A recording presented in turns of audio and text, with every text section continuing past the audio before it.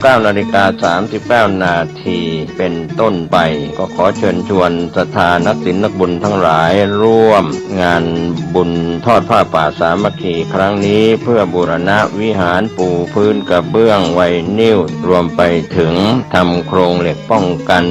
นกรอบวิหารราดพื้นเท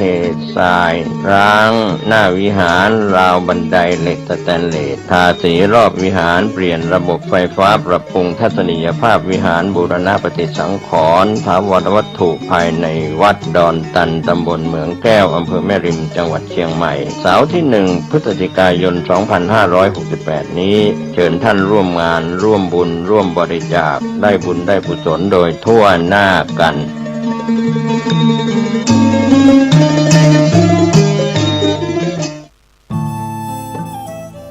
ท่านกำลังติดตามรับฟังสถานีวิทยุกระจายเสียงพระพุทธศาสนาแห่งชาติและสังคม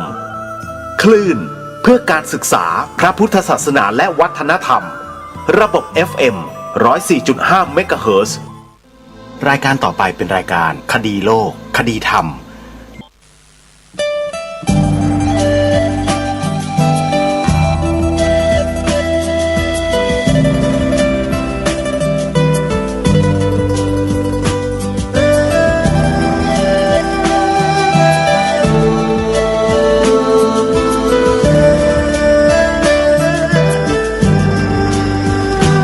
กล้าคิดก็ต้องกล้าทำอย่ากลัวถ้าทำความดีเร่งศึกษาปัญหาให้ทันท่วงทีเมืองไทยจะพัฒนากว่านี้รายการดีคดีโลกคดีธรรมขอรำพันบรรยายความคิดเครื่องหมายแห่งสีทั้งสามงามถนัดขาวคือบริสุทธิ์สีสวัสดิ์หมายพระไตรรัตน์และธรรมะคุ้มจิตไทยแดงคือโลหิตเราใสซึ่งยอมสละได้เพื่อรักษาชาติศาสนาน้ำเงินคือสีโสภาอันจอมประชาถ้าโปรดเป็นของส่วนองค์จากริ้วเข้าเป็นไตรรงค์จึงเป็นสีธงที่รักแห่งเราชาวไทยทหารอวตารนำไปยงยุทธวิชัยวิชิตก็ชูเกียรติสยามประเทศไทยที่เจริญมั่นคงมาได้จนถึงทุกวันนี้มิได้เกิดขึ้นจากความหวาดกลัวอย่างคลาดเขลาแต่บรรพบุรุษไทยของเราทุกยุคทุกสมัยล้วนแต่มีความกล้าหาญและชาญฉลาดปกป้องเอกราชสร้างชาติให้เกิดความมั่นคงโดยมีธงแห่งพระไตรรัตน์เป็นเครื่องนำชัยจึงเป็นที่มาที่ไปของรายการคดีโลกคดีธรรมกล้าคิดก็ต้องกล้าทำอย่ากลัวถ้าทำความดีเร่งศึกษาปัญหาให้ทันท่วงทีเมืองไทยจะพัฒนากว่านี้รายการดีคดีโลกคดีธรรมรายการดีคดีโลกคดีธรรม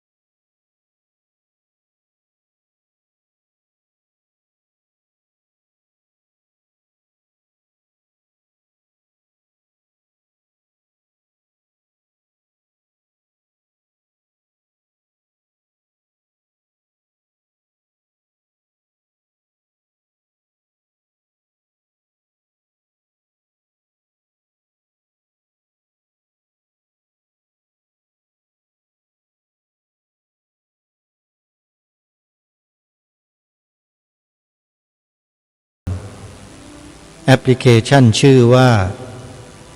วิทยุพุทธศาสนาทั่วไทยแอปพลิเคชันดังกล่าวนี้รวบรวมสถานีวิทยุพระพุทธศาสนาไว้ด้วยกัน48สถานีทุกภูมิภาคของประเทศไทยสาธุชนสามารถเลือกรับฟังได้โดยอิสระสำหรับรายการในวันนี้ขอเริ่มต้นด้วยข่าวประชาสัมพันธ์งานบุญกฐินของครูบาอาจารย์ของเราซึ่งมีดังต่อไปนี้วัดป่าจริยธรรมตำบลนาดอกคำอำเภอนาด้วงจังหวัดเลยจัดงานบุญกฐินในวันที่8 9ตุลาคมที่จะถึงนี้วัดหนองกายตำบลสันป่ายางอำเภอแม่แตงจังหวัดเชียงใหม่จัดงานบุญกฐินวันเดียวคือ11ตุลาคมวัดบ้านปลาคูนตำบลท่าหาดยาวอำเภอโพนทรายจังหวัด101จัดงานบุญกฐิน2 วัน11 12ตุลาคมวัดศรีอุดมวงศ์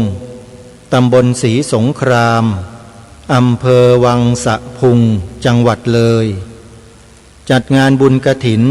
2 วัน18 19ตุลาคม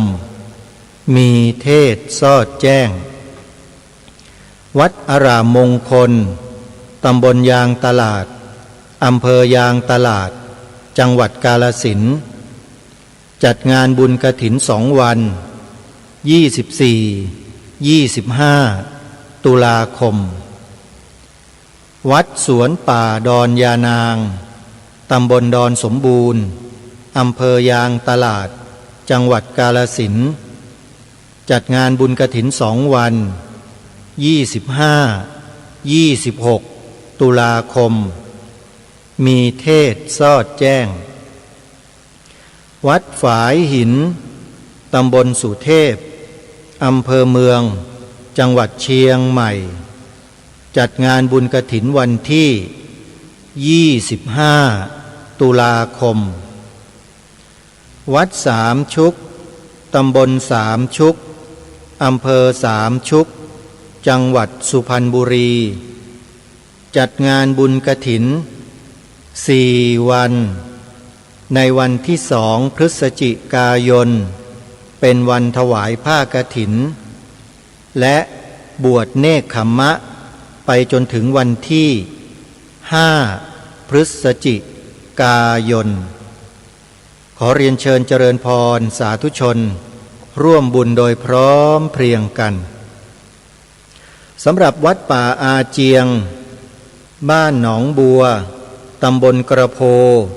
อำเภอท่าตูมจังหวัดสุรินทร์จัดบุญกฐินช้างมีช้างหลายเชือกเข้ามาร่วมกิจกรรมวัดป่าอาเจียงจัดงานบุญกฐินวันเดียว12ตุลาคมขอเรียนเชิญเจริญพรสาธุชนที่สะดวกร่วมบุญกันวันนี้รายการคดีโลกคดีธรรมก็ยังคงปรารภถึงเรื่องของความมั่นคงของสถาบันทั้ง3ที่มีปรากฏเป็นสัญลักษณ์อยู่บนผืนธงไตรรงค์สัญลักษณ์ของธงไตรรงค์คือสัญลักษณ์ของสถาบันหลักของชาติไทยของเราทั้ง3ที่เจริญมั่นคงมาถึงพวกเราได้ทุกวันนี้ก็เพราะบรรพชนไทยของเรานั้นท่านยอมสละเลือดเนื้อและชีวิตเพื่อปกปักรักษาสถาบันทั้ง3นี้ไว้มาจนถึงพวกเราวันนี้เราในฐานะที่เป็นลูกหลานของบรรพชนต้องแสดงถึงความกตัญญูกตเวทีซึ่งเป็นสัญลักษณ์ของคนดีที่บรรพชนเราได้สืบสาร รักษาต่อยอดมาโดยตลอดเราต้องสืบสารรักษาต่อยอดกันต่อไปท่านผู้ฟังเว้นเสียแต่ว่าคนบางประเภทที่ไม่ต้องการสืบสารรักษาต่อยอดแล้วมุ่งจะทำลายซึ่งก็มีอยู่ในบ้านเมืองของเรานี่แหละใครอย่างไรเป็นใครนั้นเชื่อว่าท่านผู้ฟังคงจะพอมีข้อมูลติดตามข้อมูลกันเหล่านี้อยู่บ้างผู้ดำเนินรายการไม่จำเป็นจะต้องไปเอ่ยนามบุคคลเหล่านั้นเพราะมีผู้คนเขาเอ่ยถึงคนพวกนี้อยู่ตลอดแต่เราจะมาพูดถึงเรื่องของเรานั่นก็คือเรื่องของสถาบันของชาติที่เราจะต้องช่วยกันปกป้องรักษาเทิดทูนคุ้มครองให้มีความเจริญและมั่นคงต่อไปอย่าให้เหมือนกับหลายๆประเทศที่เขามีการชุมนุมและต่อต้านสถาบันของชาติตัวเองเมื่อล้มสถาบันของชาติตัวเองแล้วประชาชนในชาติก็เริ่มแตกแยกระส่ำระสายกันจนนำไปสู่สงครามกลางเมืองยกตัวอย่างเช่นประเทศเพื่อนบ้านเราประเทศเนปาลอย่างนี้ล่าสุดที่เห็นกันอยู่ประชาชนรับบทเรียนอันเป็นราคาแพงไปล้มสถาบันของตนเองเสร็จแล้วก็มารบราฆ่าฟันกันเพราะความที่ไม่มีจุดศูนย์รวมจิตใจของตนเองคือสถาบันพระมหากษัตริย์ประชาชนล้มตายไปเป็นจำนวนมากแล้วก็อดอยากปากแห้งไม่มีจะกินกันนี่แหละคือบาปกรรมของคนในชาติที่กระทำต่อผู้มีพระคุณต่อตนเองนั่นก็คือสถาบันพระมหากษัตริย์ใครจะคิดอย่างไรหรือจะพูดอย่างไรก็ช่างแต่สำหรับอาตมาภาพแล้วนะญาติโยมอันนี้ขอตั้งสัจจะวาจาไว้เลยนะจะไม่ยอมที่จะให้ใครก็ตามมาทำลายสถาบันทั้งสามของชาติเป็นอันขาดไม่ว่าจะด้วยวิธีการใดๆก็แล้วแต่เพราะสามสถาบันนี้มีบุญคุณต่อคนไทยทั้งแผ่นดินไม่ใช่มีบุญคุณเฉพาะใครบางคนไม่ใช่แต่ทั้งแผ่นดินเลยมีใครปฏิเสธมีใครต่อต้านมีใครไม่เห็นด้วยนั่นแหละจงรู้ตัวเอาไว้ว่าเป็นคนอกตัญญูต่อแผ่นดินตัวเองต่อบรรพบุรุษของตัวเองต่อสถาบันหลักของชาติของตัวเองแล้วคนอกตัญญูแบบนี้โยมคิดว่ามันเจริญไหมล่ะต้องการให้ลูกหลานเราเป็นคนอับปรีอะไรไหมล่ะโยมถ้าไม่ต้องการเราก็ต้องหมั่นสอนลูกหลานเราให้จงรักภักดีเอาไว้ให้มั่นคงในสถาบันหลักของชาติทั้งสามสถาบันเอาไว้โยมมีลูกสอนลูกมีหลานสอนหลานอย่าปล่อยปละละเลยอย่าปล่อยให้เขาไปรับข้อมูลผิดจากใครโดยฝ่ายเดียวเราเป็นผู้ปกครองนี่แหละจะต้องบอกต้องสอนลูกหลานของเราเอาไว้ว่าสามสถาบันหลักของชาติคือสถาบันชาติไทยอันหมายถึงความเสียสละเลือดเนื้อและชีวิตของบรรพชนและพวกเราทั้งหลายเพื่อแผ่นดินของเรารวมถึงวัฒนธรรมประเพณีวิถีชีวิตจารีตต่างๆของไทยของเราทั้งหมด รวมเป็นชาติแต่ตัวบุคคลนี้ก็ใช่แต่ต้องดูด้วยนะว่าตัวบุคคลเหล่านั้นน่ะสอดคล้องกับวัฒนธรรมจารีตประเพณีวิถีชีวิตของชนในชาติหรือไม่ถ้าขัดแย้งแตกต่างและปฏิเสธฟังให้ดีนะขัดแย้งแตกต่างแล้วปฏิเสธไม่เอาจารีตวัฒนธรรมประเพณีของไทยคัดค้านไม่เห็นด้วยต่อต้านอะไรก็แล้วแต่ด้วยวิธีการใดก็ตามคนพวกนั้นนั่นแหละเราถือว่าไม่รวมเป็นคำว่าชาติเป็นคน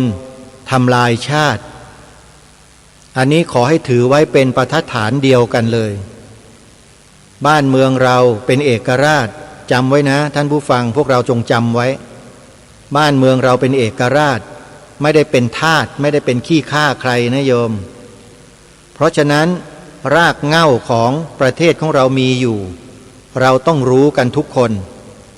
นั่นก็คือวัฒนธรรมจารีตประเพณีวิถีชีวิตของคนไทยเรานั่นแหละคือรากเหง้าต้องช่วยกันรักษาไว้ใครมาทำลายด้วยวิธีการใดๆก็ตามต้องช่วยกันเป็นหูเป็นตาช่วยกันดูแลอย่าให้มันมีอย่าให้มันเป็นอย่าให้มันเกิดในบ้านเมืองของเรา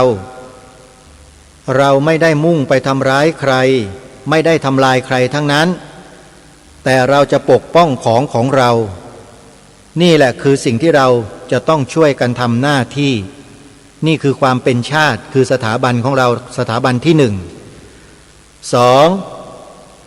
สถาบันพระพุทธศาสนาเดี๋ยวนี้คนไทยเราไม่รู้เป็นอะไรไปกินยาขนาดไหนก็ไม่รู้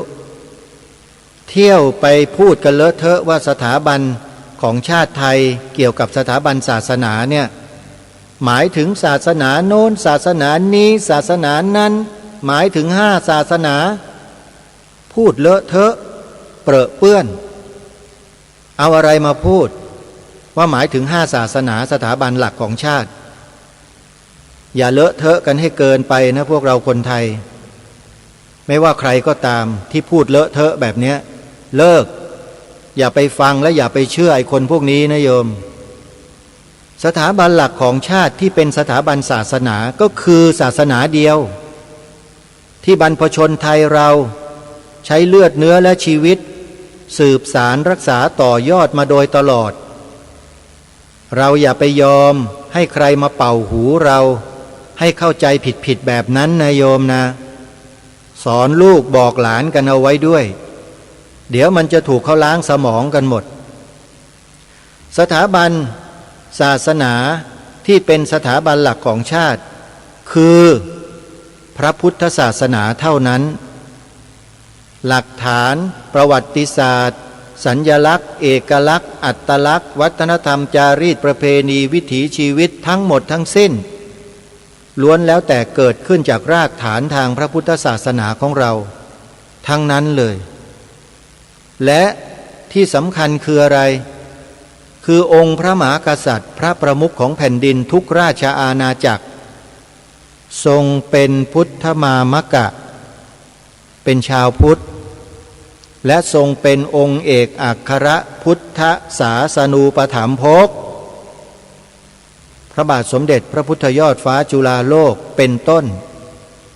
สมเด็จพระเจ้าตากสินมหาราชย้อนไปในอดีตเป็นต้นตรัสไว้มีพระบรมราชโองการไว้ชัดเจนตั้งใจจักอุปถัมภกยกพระพุทธศาสนาชัดเจนไหมโยมแล้วสถาบันหลักของชาติที่เป็นสถาบันศาสนาคือศาสนาอะไรถ้าไม่ใช่ศาสนาพุทธแล้วมันจะเป็นศาสนาอะไรล่ะไม่มีศาสนาอื่นนะคือพระพุทธศาสนาเท่านั้นสอนลูกบอกหลานเอาไว้ใครจะว่ายังไงเนี่ยก็ให้ดูหน้าคนที่ว่าเราด้วยแล้วจำหน้าไว้ด้วยนะโยมและระวังระวัยคนพวกนี้ให้ดีด้วยนั่นแหละตัวอันตรายเลยใครก็ตามที่มาต่อต้านคัดค้านความถูกต้องในข้อนี้ของเราเนี่ยอย่าไปไว้อกไว้ใจอย่าไปเชื่อใจคนพวกนี้เด็ดขาดญาติโยม กรุณาจำเอาไว้เลยเชียวข้อนี้อย่ายอมนะยอมไม่ได้นะยอมเราหมดแน่นอนบ้านเมืองเราหมดจริงๆมันทำมาหลายประเทศแล้วนะคนพวกนี้ทำลายสถาบันหลักของชาตินั้นประเทศนั้นประเทศนั้นจนจะหมดนะโยมนะไปดูข่าวคราวดูบ้างเถอะเนี่ยตัวอย่างสดๆร้อนๆเนี่ยประเทศเนปาลเนี่ยเห็นไหมเนี่ยทำสงครามกลางเมืองกันเป็นครั้งที่เท่าไหร่แล้วนั่นน่ะเพราะทำลายสถาบันของตัวเองนะนี่คือสถาบันที่สองนะสถาบันที่สามอันนี้สำคัญคือสถาบันพระมหากษัตริย์ทำไมถึงสำคัญ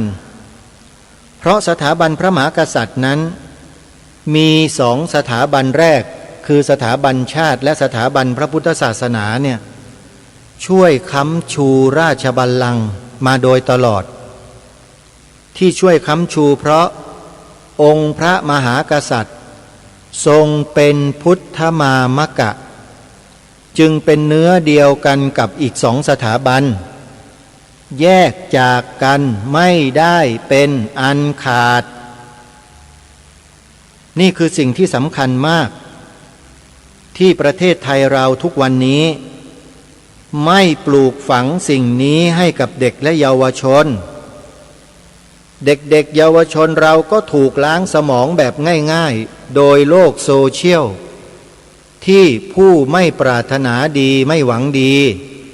ผลิตสื่ออันเลวทรามต่ำช้าป้อนให้กับเด็กๆลูกหลานเยาวชนของเราให้มาเดินชู3 นิ้วอยู่กลางถนนกันนั่นน่ะสื่อแบบนี้เลวไหมโยมอาตมาไม่ได้พูดเกินไปนะแล้วก็ไม่ได้พูดหยาบด้วยแต่พูดความจริงมันจะล้มสถาบันกษัตริย์เรานั่นน่ะมันทำกันอย่างนั้นน่ะที่มันเที่ยวไปเสี่ยมสอนเด็กลูกหลานเยาวชนไทยเราอะเดชะบุญนะที่คนไทยเราเนี่ยยังไม่หลงทิศไม่หลงทางกันยังคงมั่นอยู่ในสถาบันสูงสุดของชาติดังเดิมเหมือนอย่างที่ทางรายการได้พูดมาเนี่ยไม่เช่นนั้นบ้านเมืองเราแย่อย่าไว้ใจทางอย่าวางใจคนจะจนใจเองนี่โบราณเขาว่านักว่าหนาสำคัญเลยสิ่งต่างๆที่เป็นวัฒนธรรมจารีตประเพณีของคนไทยเราเนี่ยขอให้นำกลับมาเถอะเพราะนั่นคืออุปกรณ์ชั้นเยี่ยมในการปกป้องความเป็นเอกราชนครของเราท่านผู้ฟังและพวกเรากันเองเนี่ยโดยเฉพาะที่เป็นผู้ปกครองของเด็กๆเยาวชนเนี่ยเราเนี่ยจะต้องขยันหมั่นเพียรในเรื่องนี้ให้มากขึ้นอบรมพร่ำสอนลูกหลานเยาวชนของเราให้ต่อเนื่องอย่าได้หยุดได้หย่อนพระสงฆ์ที่เป็นพระนักบรรยายอบรมเยาวชนค่ายนั้นค่ายโน้นค่ายนี้ค่ายนั่นค่ายนี่ชื่อค่ายสวยหรูทั้งหลายทั้งปวงนำสิ่งนี้ไปปลูกฝังเด็กเยาวชนได้แล้วอย่าปล่อยปละละเลยกันพูดให้มันตรงๆพูดให้มันชัดๆจะไปอ้ำอึ้งกันเพื่ออะไรล่ะเปิดทางให้ศัตรูไงเหมือนเปิดประตูบ้านทิ้งไว้อะทำอย่างนั้นไม่ได้นะพวกนี้มันจ้องจะเข้ามายึดบ้านยึดเมืองอยู่ตลอดไม่รู้หรือไง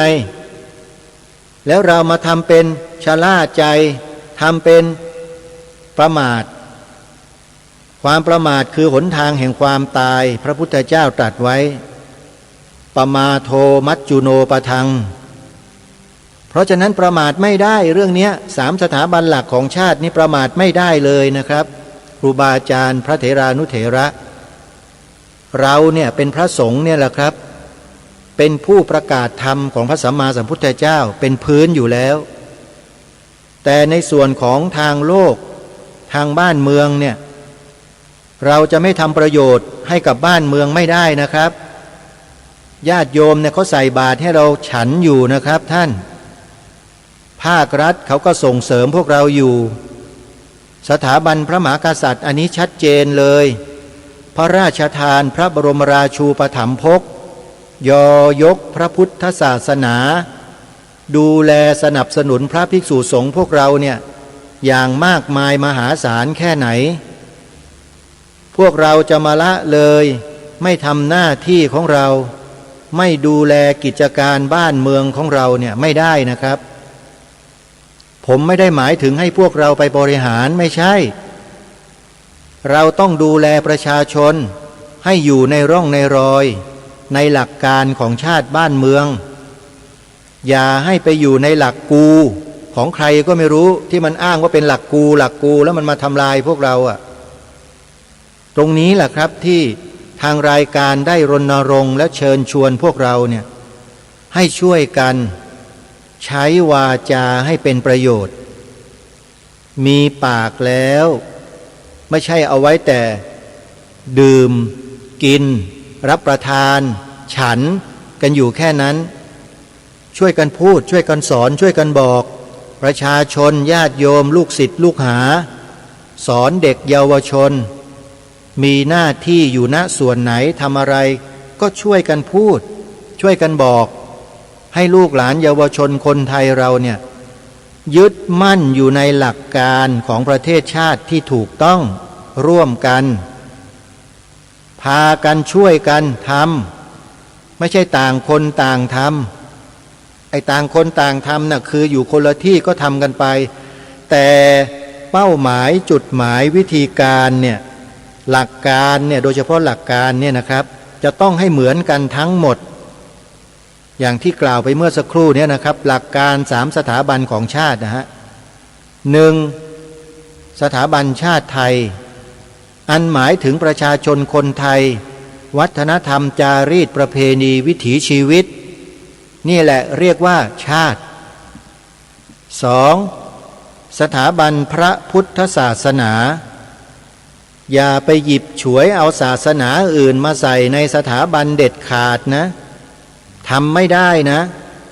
กบฏนะจะบอกให้ทำอย่างนั้นน่ะทางราชการเขารับรองก็ให้ทางราชการเขาดูแลไปดิ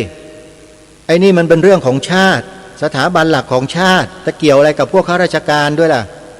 ก็ข้าราชการไปรับรองเขาเองเนี่ยคุณก็ไปดูแลเขาดิไอ้นี่มันคือสถาบันชาติที่กำลังพูดอยู่เนี่ยเพราะฉะนั้นเมื่อจะสอนจะบอกประชาชนเด็กเยาวชนนักเรียนนิสิตนักศึกษาต้องบอกให้ตรงกันว่าสถาบันหลักของชาติสถาบันที่2นั้นคือพระพุทธศาสนาเท่านั้นเราไม่ได้กีดกันใครนะเนี่ยนี่มันหลักการของบ้านเมืองอย่าเอามาปนเปกันนะใครเอามาปนเนี่ยเดี๋ยวระวังให้ดีเถอะสถาบันที่3สถาบันพระมหากษัตริย์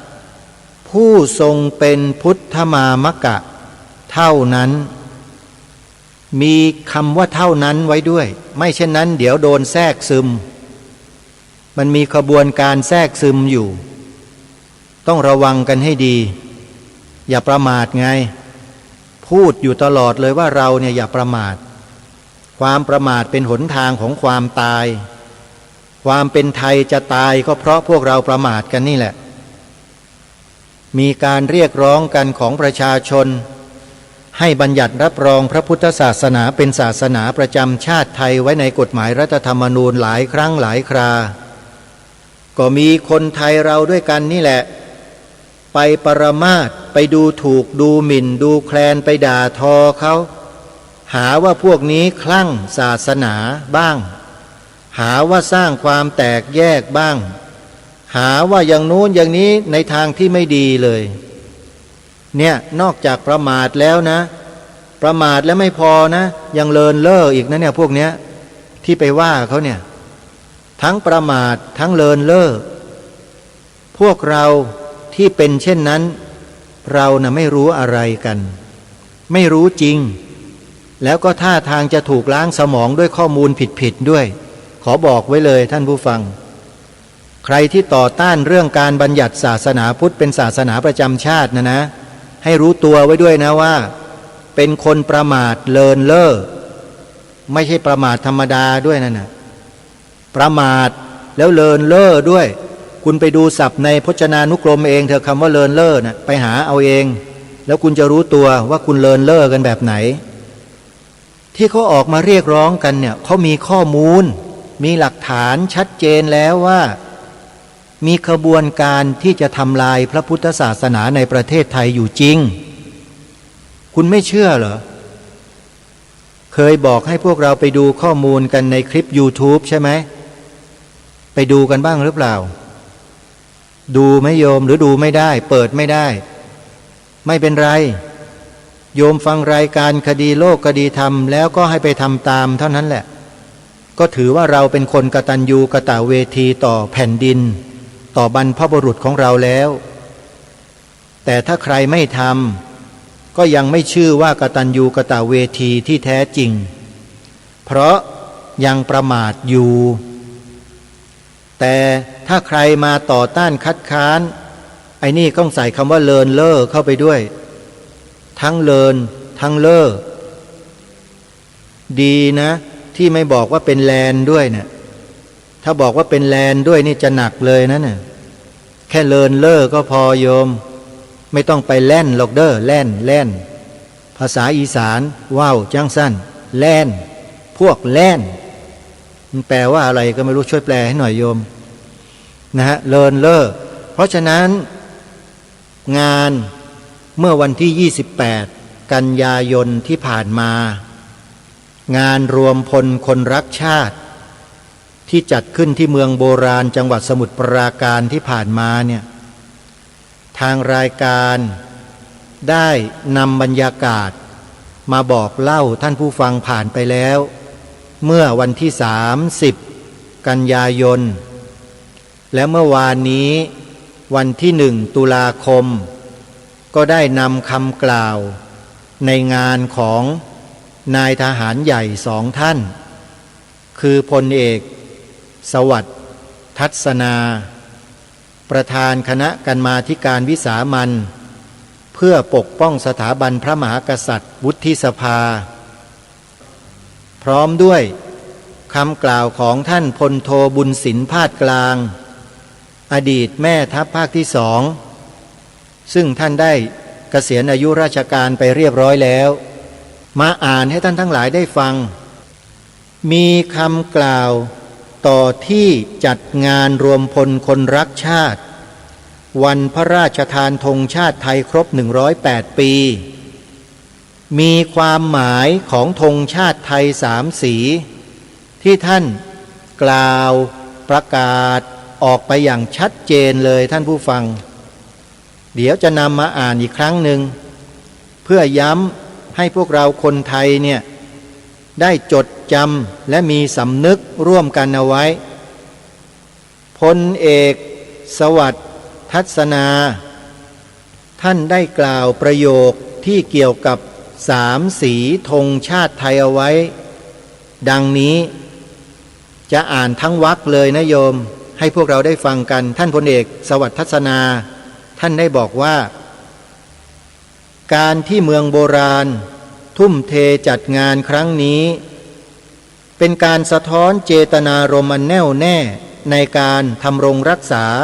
รากเหง้าแห่งอารยธรรมและการปลูกฝังจิตสำนึกแห่งความรักชาติศาสตร์กษัตริย์ให้คงอยู่ในหัวใจของคนไทยโดยเฉพาะอย่างยิ่งคนรุ่นใหม่ที่วันนี้เราได้เห็นพลังและความตื่นตัวในการร่วมภาคภูมิใจใต้ผืนธงเดียวกันที่เรียกว่าธงไตรรงค์ธงที่มิใช่เพียงแต่ผืนผ้า3สีแต่คือสัญลักษณ์แห่งการเสียสละความศรัทธาและความรักอันยิ่งใหญ่สีแดงแทนเลือดเนื้อที่บรรพชนพลีเพื่อแผ่นดินสีขาว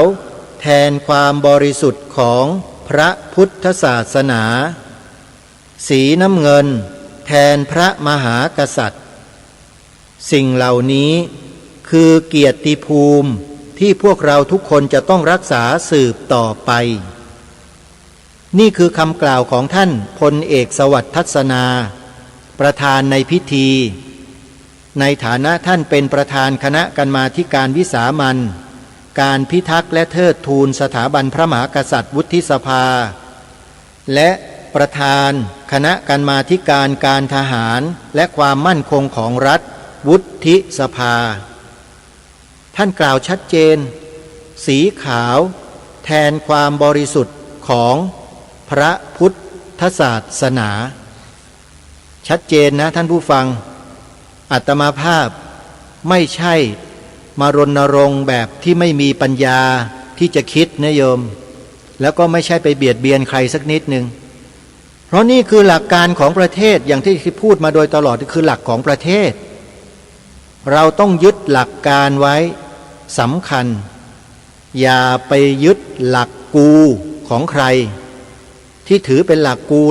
แล้วมาบิดเบือนความหมายสีขาวธงชาติเนี่ยมันใช้หลักกูของมันทั้งนั้นแหละอย่าไปยึดถือมาดูอีกท่านหนึ่งพลโทบุญสินพาดกลางอดีตแม่ทัพภาคที่2แต่ในวันนั้นน่ะท่านยังเป็นแม่ทัพภาคที่2อยู่ท่านบอกว่าประโยคสั้นๆเลยท่านพูดถึงเรื่องธงโดยเฉพาะเลยท่านบอกว่าธงไตรรงค์นั้นเป็นหัวใจและวิญญาณของแผ่นดินไทยทุกริ้วธงคือเลือดเนื้อและชีวิตที่บรรพบุรุษได้พลีเพื่อชาติสีแดงคือเลือดที่เสียสละสีขาวคือศรัทธาในพระพุทธศาสนาและสีน้ำเงินคือความจงรักภักดีต่อพระมหากษัตริย์สิ่งเหล่านี้รวมเป็นหนึ่งเดียวคือศักดิ์ศรีความเป็นไทยท่านผู้ฟังทุกท่านสิ่งที่ทางรายการปรารภและพูดมาโดยตลอดมาบรรจบลงตรงนี้นี่เองคือความถูกต้องทั้งหมดที่ผู้หลักผู้ใหญ่ดังกล่าวท่านได้ประกาศออกสื่อไปทั่วทั้งโลกประกาศก้องอย่างชัดเจนเลยว่าสีขาวในธงชาติไทยหมายถึงพระพุทธศาสนาเท่านั้นหลักฐานพยานผู้หลักผู้ใหญ่มีตัวตนอยู่ในปัจจุบันชัดเจนขนาดนี้แล้วพวกเรายังจะบ่ายเบี่ยงกันอีกไหมครับครูบาอาจารย์พระเถรานุเถระทั่วราชอาณาจักรท่านยังจะบ่ายเบี่ยงไม่ยอมที่จะทำหน้าที่ในข้อนี้กันอีกไหมครับผมถามหน่อยญาติโยมสาธุชนพวกเราด้วยเหมือนกันเรายังจะอิดออดบ่ายเบี่ยงไม่ยอมที่จะกล่าวตามท่านเหล่านี้ใช่ไหมจะนั่งเฉยกันต่อไปใช่ไหมปล่อยให้ลูกหลานเราถูกครอบงำด้วยข้อมูลที่ผิดอยู่อย่างนั้นตลอดไปใช่หรือไม่นี่คือสิ่งที่ทางรายการพูดมาโดยตลอดว่าสิ่งทั้งหลายทั้งปวงเหล่านี้แหละรวมเรียกว่าความเป็นไทยแล้วก็เคยพูดมาอย่างต่อเนื่องและโดยตลอดว่าความเป็นไทยของเรานั้นมีอยู่ในผืนธงชาติไทยของเรานี่แหละและท่านนายทหารทั้งสองท่านนี้ก็ได้ตีความออกมาถอดความออกมาให้เราเห็นอย่างชัดเจนเป็นที่ประจักษ์แล้วและพวกเราจะรออะไรกันอยู่อีกจะให้รายการนี้มารณรงค์อยู่อย่างนี้ร่ำไปนั่นหรือถามจริงๆเถอะว่าไม่เบื่อกันบ้างเลยโยมถ้าเบื่อก็รีบทำกันนะโยมนะทำจนกว่าจะเป็นที่ประจักษ์นั่นแหละอาตมาภาพมีวิธีพิสูจน์นะไม่ใช่ไม่มีนะโยมมีพิธีพิสูจน์เดี๋ยวลงพื้นที่ไปบรรยายธรรมไปแสดงธรรมในงานกฐินปีเนี้ยอาตมาจะสำรวจจะตรวจสอบคนในพื้นที่เหล่านั้นแทนคนทั้งประเทศว่ายังประมาทกันอยู่ไหมถ้าไม่ประมาทอาตมาก็จะได้สบายใจเบาใจลงแต่ถ้ายังประมาทกันอยู่จำเป็นที่รายการนี้ก็ต้องพูดอยู่อย่างนี้เรื่อยไปจนกว่าประเทศไทยเรา จะเป็นหนึ่งเดียวกันทั้งบ้านทั้งเมืองนี่คือสิ่งที่ทางรายการหวังและปรารถนามาโดยตลอดที่จะให้พวกเรานั้นร่วมด้วยและช่วยกัน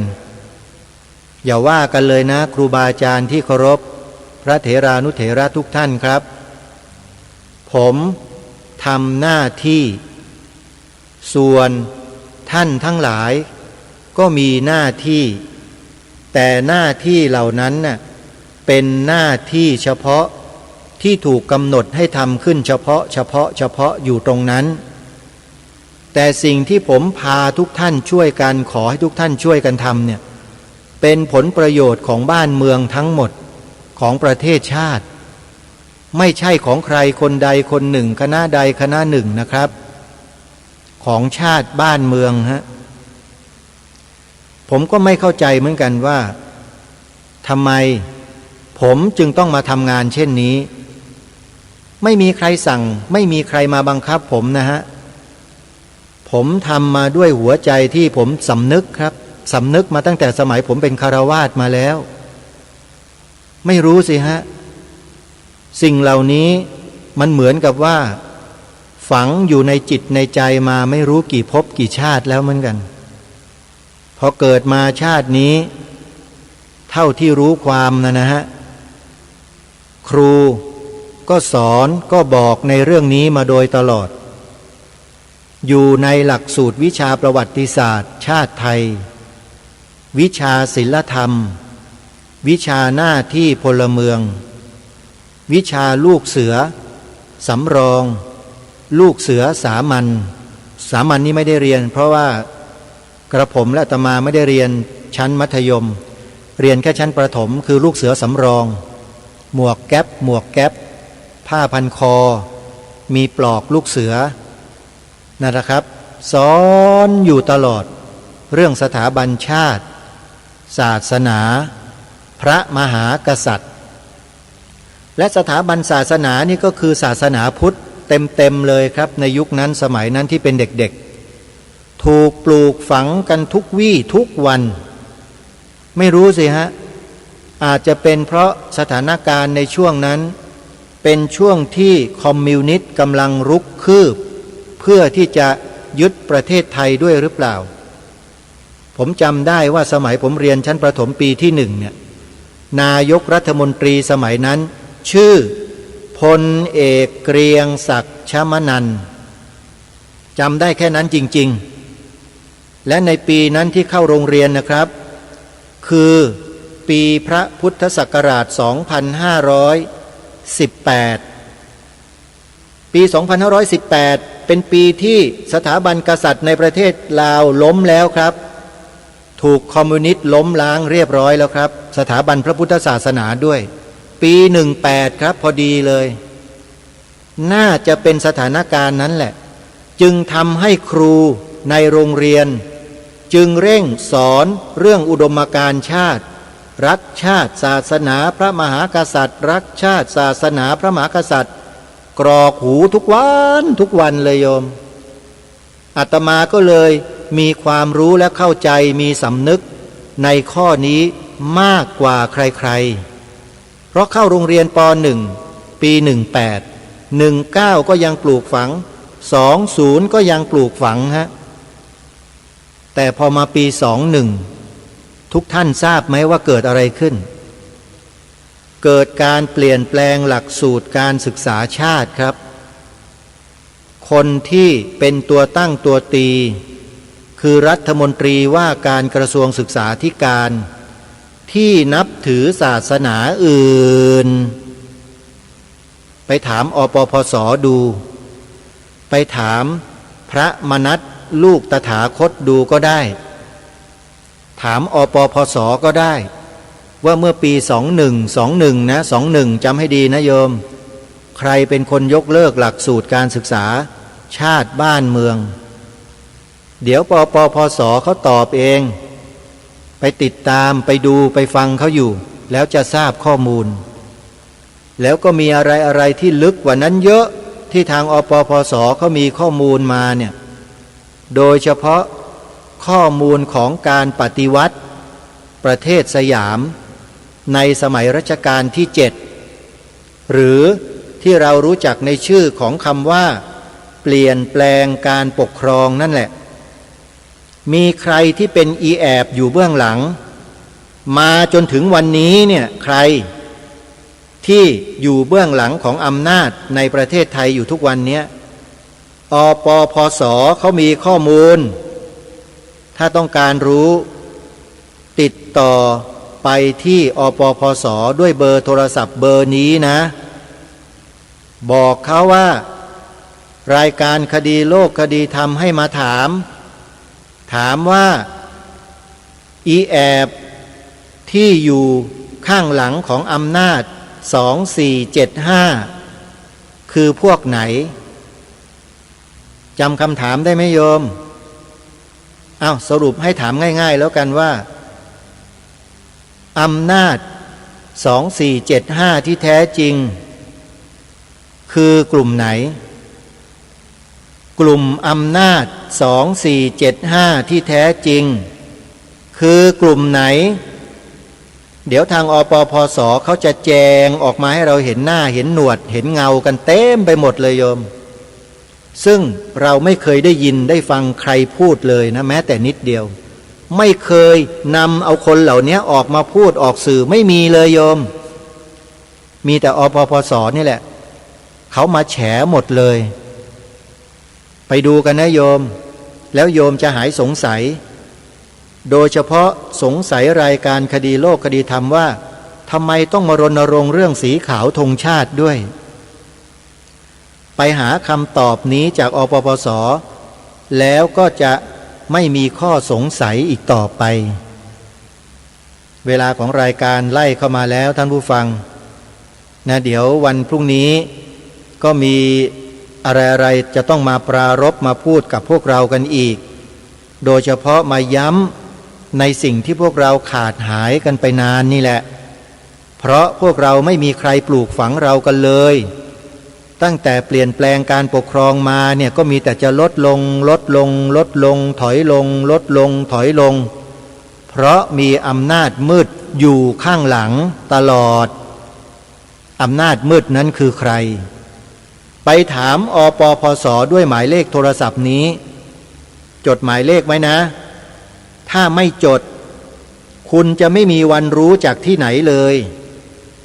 ความลับมันอยู่ที่นี่ที่อปพสเนี่ยแล้วเขากล้าพูดกล้าตอบอย่าลืมคำถามนะถามเขาว่ากลุ่มอำนาจมืดที่อยู่เบื้องหลังการเปลี่ยนแปลงการปกครอง2475เนี่ยจริงๆแล้วคือกลุ่มไหน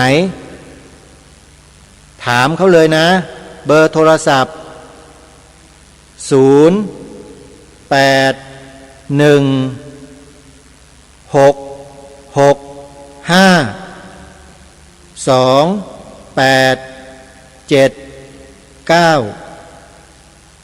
อีกครั้งหนึ่งนะเบอร์โทรศัพท์ของอปพส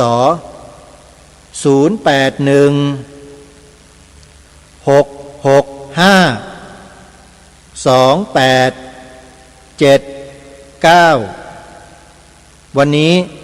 เวลาของรายการหมดแล้วท่านผู้ฟังต้องขอสมมุติยุติรายการไว้แต่เพียงเท่านี้พบกับรายการได้ใหม่ในวันต่อไปขอความสุขความสวัสดีในธรรมแห่งองค์สมเด็จพระบรมศาสดาสัมมาสัมพุทธเจ้าจงปรากฏเกิดมีขึ้นในจิตใจของท่านผู้ฟังทุกท่านทุกคนเทอญขอเจริญพร